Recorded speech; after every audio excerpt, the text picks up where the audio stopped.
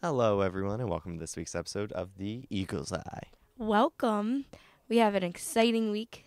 And we are back in the library. Yep, and our whole show with me and Ben is going to be based off of what's going on in the library. What's going on in the library and books. So we are surrounded by a lot of books. They're kind of old, like you. And you. I'm not that old. Well, I'm not old, so. Big 18-year-old now, right?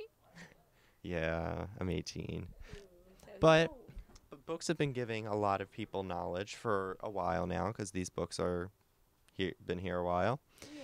And so maybe Seth recently cracked open a book to learn about some different film styles and like filming things. Yeah. So recently, what we talked about, I think 2 weeks ago, our 10-day film festival. Mm-hmm. Yeah, so how did that go? It actually went really well. Seth and I made it into the finalists. We are top 30 of over 100. Wow. And Seth actually did an interview to talk about a little bit about his film and how we got there. So, it sounds very interesting to me. Let's go talk to Seth and find out how everything went. Hello, I'm John Maxey, and today I'm joined by Seth Renk to talk about the 10-day film festival that he was just involved in. So Seth, could you just tell us the basics of the 10-day film festival? So the 10-day film festival was a film festival that happened throughout 10 days.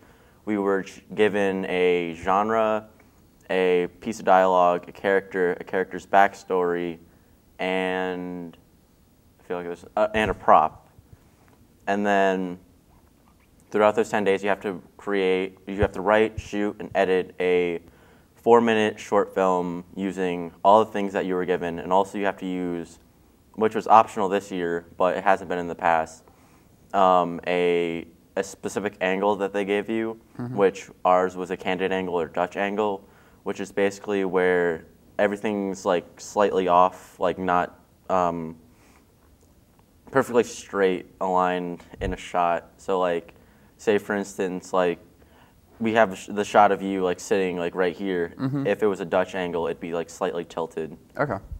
What scene did you do the tilted shot in? I did it in the beginning scene because in my short film, in the beginning, it took place when a character lost, like when the main character lost someone really important to them. So a Dutch angle can signify like an emotional like break for a character. So in my film, I decided to take that moment for the Dutch angle because I felt like it would fit emotionally. Okay. So when did the 10 days take place? Oh geez, I think it was like the last few weeks of March. Okay. I want to say. Now I know you were talking about competing. So is it a pretty large competition? Yeah, it's a nationwide competition.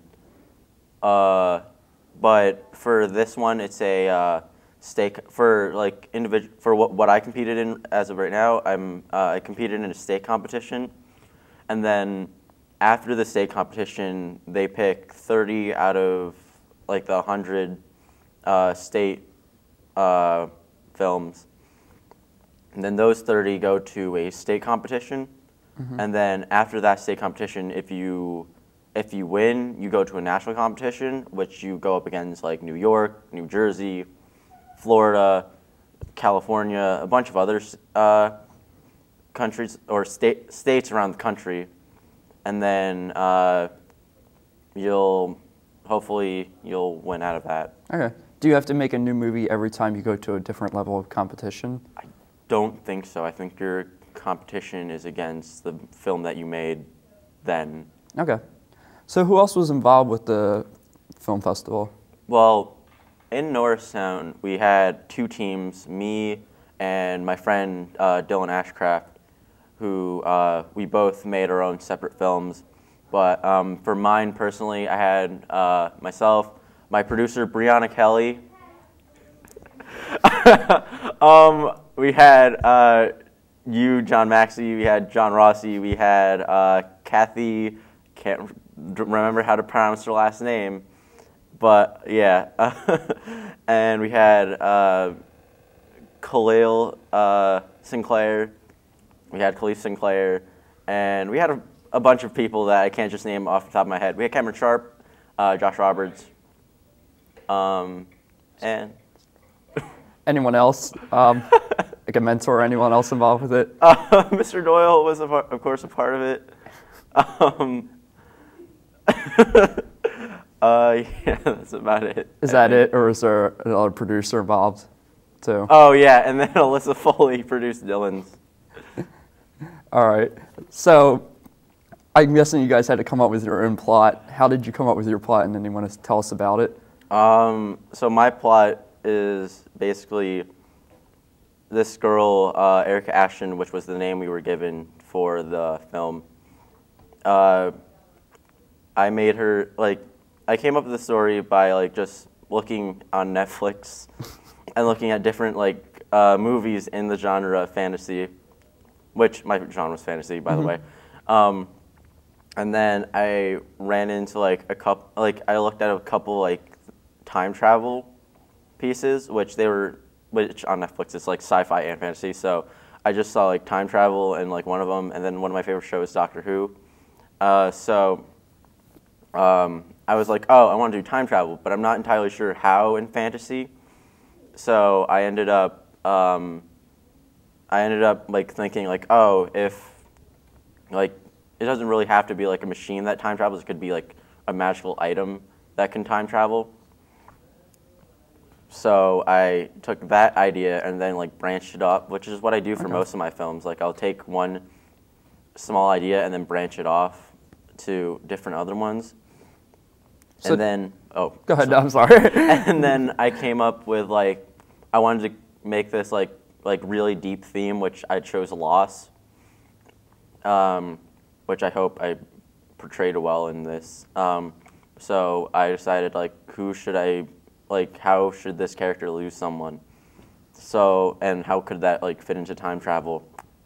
So I thought of oh, what if someone died and then another person tried to get them back, which is what the story's about. It's Erica Ashton who loses her boyfriend, and then continually tries to go back in time and stop his death, but then realizes she can't do that because of time rules, which there's always time rules in time travel films. And then yeah, and then I don't want to spoil much about it, so I'm just going to end it there. Okay. So were you and your team in charge? You had to write the whole script by yourself? Yeah. I did have a lot of help from people who just looked over it. I wrote it for the most part, but then I had Kathleen Wells who looked over my script and then had a bunch of notes on her paper.